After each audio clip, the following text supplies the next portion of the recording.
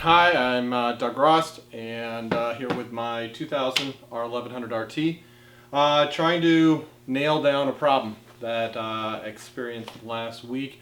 I did my first iron butt, so 1,000 miles. I think we did it in 17 hours.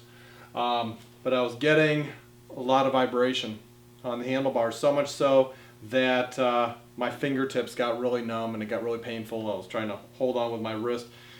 But it was an incredible amount of vibration. So, first thing I'm checking is the throttle bodies to see if they are synced or not. To do that, took all the Tupperware off and hooking it up to a manometer, a manometer. I'll zoom in on this one over here. So, alright, sorry about that. So this one's actually home built. And you can see it is basically a yardstick mounted vertically with some tubing of equal length. Well, it's one piece of tubing, but the ends coming off the top are of equal length coming off of it. And I've actually got mine filled with steering fluid. Nice and red, and in the event it gets in the engine, it's not going to really hurt it. So put it back. Alright. Lined up. Sorry about that. Let's get this closer. Hard to do this by yourself. So what we're going to do is on the throttle body, there's a little cap that comes off of this little nipple here. And you take a tube, make sure it's a good snug fit, and you put one on either side. So what's going to happen is when the engine is running, you're going to see the air pressure difference there on the gauge. If they're synchronized, everything's going to be the same, level's going to be the same. If they're out, it's going to be out. So I'll move the camera over, you can see a little more, and then I'll start the engine and we will find out together.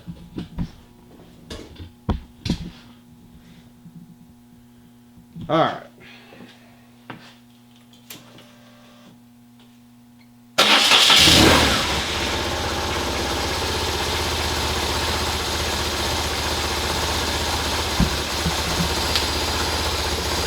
So as we can see, they are not synchronized. Now you can go and spend $100, $150 on a gauge, or you can make one for a couple bucks.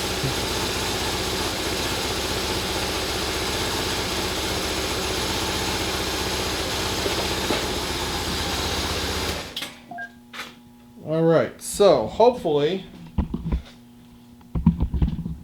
fixing that will be the complete cure. I'll check the plugs, make sure they're gapped right, make sure they're working fine. Gonna do the valves, check those. Make sure everything is, all the spacing is that, and then at that point I'll come back and redo this, make the adjustments to the throttle bodies to get them so that they end up like that, but when it's running. Stay tuned. So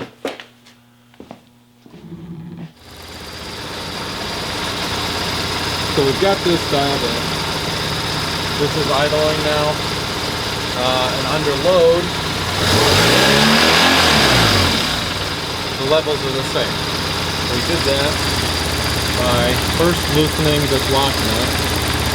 There we go. Okay, this lock nut to adjust this barrel. And we're doing that on both sides, and we're going to do that when we have the throttle up to 2,000–3,000 RPM. Get it cranking. Initially, when we started it,